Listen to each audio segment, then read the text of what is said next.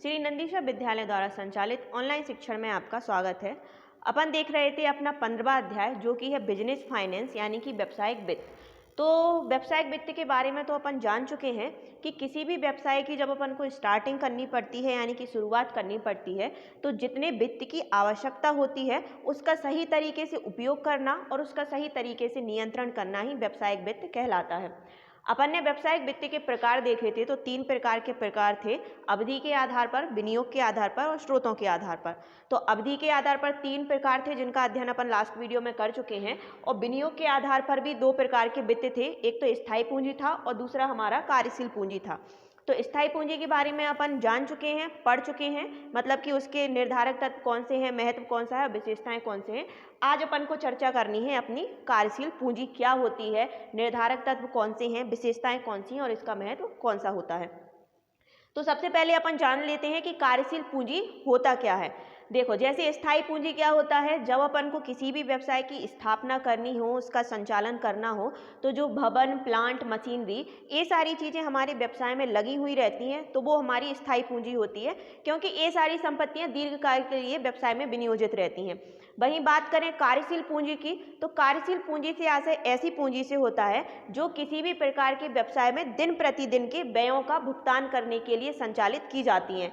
मान लीजिए मजदूर व्यवसाय में आ रहे हैं तो उनको मजदूरी देनी है, कच्चे माल को खरीदना है, अब उधार माल की बिक्री हो रही है तो अपने को अपने पास रोकड़ भी रखनी पड़ेगी। तो कुल मिलाकर जो दिन प्रतिदिन का व्यवसाय अपन को संचालित करना है, व्ययों का भुगतान करना है और हमारा व्यवसाय निरंतर चलता रहे, तो जिस पूंजी की आवश्यकता होती है उस पूंजी को हम कहते हैं कि वो क्या है, कार्यशील पूंजी है। अब यहाँ पर अपन देखते हैं कि कार्यशील पूंजी की विशेषताएं कौन कौन सी हैं। सबसे पहला होता है चालू व्ययों हेतु। अभी जैसे अपन ने जाना कि कार्यशील पूंजी जो होती है वो किसी भी व्यवसाय में अगर निरंतरता बनाए रखनी है, दिन प्रतिदिन का संचालन करना है, तो उसके लिए कार्यशील पूंजी जरूरी होती है। अब जो चालू व्यय होते हैं, जैसे कि मजदूरों को मजदूरी देनी है, कभी कभी अपन को कच्चा माल खरीद कर लाना है, उधार माल की बिक्री करनी है तो भी हमें कैश की ज़रूरत होती है। तो चालू व्यय यानी कि जो रोज व्यय होते रहते हैं व्यवसाय में छोटे मोटे, उन व्ययों के लिए हमें कार्यशील पूंजी अर्थात कह सकते हैं कि रोकड़ की आवश्यकता होती है। दूसरा होता है अल्पकालीन। अब क्या होता है, कार्यशील पूंजी की आवश्यकता दिन प्रतिदिन बदलती रहती है, कभी व्यवसाय में अधिक कार्यशील पूंजी लगती है तो कभी कम लगती है। इसके बजाय अपन स्थायी पूंजी देखें तो वो दीर्घ अवधि के लिए निरंतर व्यवसाय में बनी हुई रहती है। इसीलिए अपन कह सकते हैं कि जो हमारी कार्यशील पूंजी होती है वह अल्पकालीन होती है, अर्थात कुछ समय के लिए ही होती है। तीसरा होता है चालू संपत्ति माइनस चालू दायित्व। इस चीज़ के बारे में आप अपने अकाउंट सब्जेक्ट में बहुत डिटेल में जानेंगे कि हमारे व्यवसाय के अंतर्गत कुछ करंट असेट्स होती हैं, कुछ करंट लायबिलिटी यानी कि कुछ चालू संपत्तियां होती हैं और कुछ हमारे चालू दायित्व होते हैं। तो जो चालू संपत्तियों का योग रहता है उसमें से चालू दायित्व को घटा देंगे तो अपन को कार्यशील पूंजी मिल जाएगी। जैसे कि हमारे देनदार हुए, रोकड़ हुए, प्राप्य बिल हुए और भी रहते हैं, ये हमारे चालू संपत्तियां आती हैं। वहीं देनदार हुए, देय बिल हुए, ये सारी चीज़ें आती हैं हमारे चालू दायित्व के अंतर्गत। चौथा होता है निरंतरता। तो किसी भी व्यवसाय के अंतर्गत आपको निरंतरता बनाए रखनी है तो आपको कार्यशील पूंजी को उपयोग में लाना ही होगा। इसका अपन एक उदाहरण देख सकते हैं, जैसे कि व्यवसाय में भवन, प्लांट, मशीनरी ये सारी चीज़ें हैं लेकिन कार्यशील पूंजी नहीं है, तो भवन का आप कुछ नहीं कर सकते, प्लांट का कुछ नहीं कर सकते, मशीनरी का कुछ नहीं कर सकते जब तक कि मजदूर कार्य करने के लिए नहीं आएंगे और तमाम तरीके के कार्य नहीं करेंगे। तो यानी कि किसी भी व्यवसाय में निरंतरता बनाई रखनी है तो व्यवसाय में कार्यशील पूंजी की आवश्यकता होती ही होती है। अब अपन यहाँ पर देखेंगे कि हमारी जो कार्यशील पूंजी है उसका महत्व क्या होता है, यानी कि किसी भी व्यवसाय के अंतर्गत कार्यशील पूंजी किस प्रकार से उपयोगी सिद्ध मानी जाती है। सबसे पहला होता है कच्चे माल की आपूर्ति।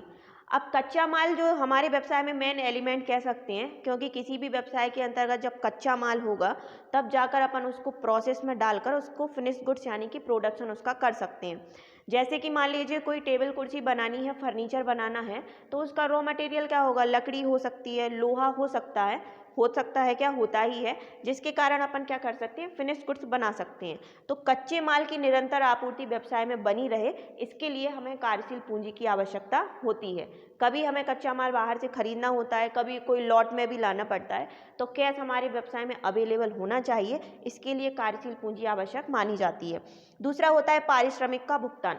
अब कुछ मजदूर आपके व्यवसाय में ऐसे होंगे जो डेली बेसिस पर होंगे, दिन प्रतिदिन उनको भुगतान करना है, कुछ मंथ पर होते हैं और कुछ हाफ मंथ में भी अपन जैसे आपका उनके साथ कॉन्ट्रैक्ट हो आप वैसे उनको पेमेंट कर सकते हैं। तो दिन प्रतिदिन का भुगतान करना है तो भी हमें कैश की ज़रूरत होती है। अगर आप महीने के बीच में कर रहे हैं या महीने के एंड में भी कर रहे हैं तो आपको अपने पास कैश रखना पड़ता है, अर्थात पारिश्रमिक अर्थात सैलरी का भुगतान करने के लिए कार्यशील पूंजी व्यवसाय में बनी रहती है। तीसरा होता है उत्पादन प्रक्रिया जारी रखने के लिए। अब मान लीजिए आपके व्यवसाय में प्रोडक्शन होता है या वस्तुओं का क्रय विक्रय होता है, अब वो प्रोडक्शन आपको जारी कर रखना है तो आपको अपने पास कार्यशील पूंजी रखनी ही पड़ेगी, अर्थात कैश आपको अपने पास रखना पड़ेगा। जैसे कभी कच्चा माल खत्म हो जाता है तो उसके लिए, अब कभी किसी को भाड़ा देना है तो उसके लिए, मजदूरों को पारिश्रमिक देना है तो उसके लिए, यानी कि जो प्रोडक्शन का पूरा सर्कल रहता है उसको कंप्लीट रखने के लिए अर्थात जारी रखने के लिए हमें कार्यशील पूंजी व्यवसाय में उपयोगी मानी जाती है। चौथा होता है ख्याति का निर्माण। इसका मतलब ये होता है, मान लीजिए आप बहुत से व्यवसाय हैं जो अब उधार बिक्री का सिस्टम धीरे धीरे कम करते जा रहे हैं, लेकिन मान लीजिए कभी आपके पास कैश उपलब्ध नहीं होता है तो अपन भी क्या सोचते हैं, किसी दुकान पर जाकर मान लो चेंज ही लेना है, कोई नए अपन गए हैं, स्टार्टिंग में ही चले गए उसकी दुकान पर और उसके पास कैश ना हो तो अपन क्या सोचेंगे कि कैसा दुकानदार है, कैश ही नहीं रखता है। तमाम तरीके के विचार कस्टमर के दिमाग में आ सकते हैं। तो अगर किसी व्यवसाय को अपनी गुडविल बढ़ानी है तो फिक्स कैपिटल यानी कि स्थायी पूंजी के साथ साथ अपन को व्यवसाय में वर्किंग कैपिटल यानी कि कार्यशील पूंजी भी आवश्यक मानी जाती है। तो इस प्रकार ये हुआ हमारा कार्यशील पूंजी का महत्व। कच्चे माल की आपूर्ति के लिए, दिन प्रतिदिन में सैलरी पेमेंट करने के लिए, जो हमारी प्रोडक्शन प्रोसेस है उसको कंटिन्यू रखने के लिए और जो गुडविल है उसका अगर निर्माण करना है तो हमें कार्यशील पूंजी की आवश्यकता होती है। अब यहाँ पर अपन देखेंगे कि कार्यशील जो पूंजी होती है उसको निर्धारित करने वाले कौन कौन से तत्व होते हैं। तो जैसे अपन ने जाना था कि जो हमारी स्थायी पूंजी होती है उसको निर्धारित करने वाले भी कुछ तत्व थे, वैसे ही कार्यशील पूंजी किसी भी व्यवसाय में कितनी लगेगी, ज़्यादा लगेगी या कम लगेगी, उसको निर्धारित करने वाले तत्व इस प्रकार हैं। तो सबसे पहला होता है व्यवसाय की प्रकृति। जैसे अपन ने स्थायी पूंजी में जाना था वैसे ही होती है हमारी कार्यशील पूंजी। तो जैसे कि व्यवसाय की प्रकृति का मतलब ये होता है कि बहुत से उद्योग ऐसे रहते हैं, जैसे मान लीजिए लोहे इस्पात उद्योग है तो वहाँ पर तो बहुत बड़ी बड़ी मशीनरी लगती हैं, इसलिए स्थायी पूंजी ज़्यादा लगती है। बजाय ऐसे उद्योग जहाँ पर जैसे लघु कुटीर उद्योग देख लें या फिर श्रम प्रधान उद्योग देख लें तो वहाँ पर कार्यशील पूंजी ज़्यादा लगती है, और ऐसे व्यवसाय जहाँ पर मशीनों के द्वारा काम होता है वहाँ स्थायी पूंजी ज़्यादा लगती है। दूसरा होता है व्यवसाय का आकार। तो जैसे जैसे व्यवसाय का आकार छोटा होता जाता है वहाँ पर हमें कार्यशील पूंजी की आवश्यकता कम लगती है, और जब हम व्यवसाय का आकार बहुत बड़ा कर लेते हैं तो हमें अपना प्रोडक्शन प्रोसेस वैसे ही करनी पड़ती है, मजदूर वैसे ही रखना पड़ता है, रॉ मटेरियल वैसे ही लाना पड़ता है, तो कार्यशील पूंजी ज़्यादा लगने लगती है। यानी कि according to size of business, यानी कि व्यवसाय के आकार के अनुसार ही कार्यशील पूंजी की मात्रा बढ़ती और घटती जाती है। निर्माण प्रक्रिया में लगने वाला समय। इसका मतलब ये होता है जब अपन वस्तुओं का प्रोडक्शन करते हैं तो जब वस्तुओं की जो प्रोडक्शन प्रोसेस होती है अगर वो बहुत लंबी है, यानी कि प्रक्रिया में लगने वाला समय बहुत ज़्यादा है, जैसे कि 10 वस्तुओं का निर्माण करने में मान लीजिए 15 दिन लग रहे हैं, तो उस समय अपन को कार्यशील पूंजी अपने व्यवसाय में ज़्यादा रखनी पड़ेगी, क्योंकि जो स्टॉक अपने पास पहले से उपलब्ध है उसका क्रय विक्रय करने के लिए कार्यशील पूंजी की मात्रा ज़्यादा लगेगी। अब मान लीजिए निर्माण प्रक्रिया में लगने वाला समय बहुत कम है, यानी कि आपके पास वस्तुएं बहुत जल्दी अवेलेबल हो जा रही हैं, आप तुरंत के तुरंत उनकी बिक्री करोगे और कैश आपके पास आता जाएगा, तो वहाँ पर कार्यशील पूंजी कम लगती है। लास्ट हुआ हमारा बिक्री में तीव्रता। इसका मतलब ये होता है बहुत से व्यवसाय ऐसे रहते हैं जहाँ पर माल तुरंत के तुरंत बिकता जाता है, जैसे कि कोई कपड़े का माल व्यापारी है या गल्ले का व्यापारी है, किराना स्टोर है, तुरंत माल की बिक्री हो रही है, अपने पास कैश तुरंत आ रहा है, तो वहाँ पर अपन को एक्स्ट्रा कार्यशील पूंजी या कैश रखने की ज़रूरत नहीं है।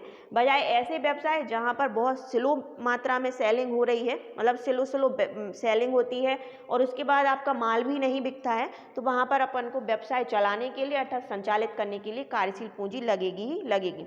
तो इस प्रकार अपन ने अभी देखा विनियोग पर आधारित जो व्यावसायिक वित्त रहती है उसका दूसरा प्रकार था कार्यशील पूंजी, जिसकी विशेषताएं, महत्व और निर्धारक तत्व अपन ने अभी जाने।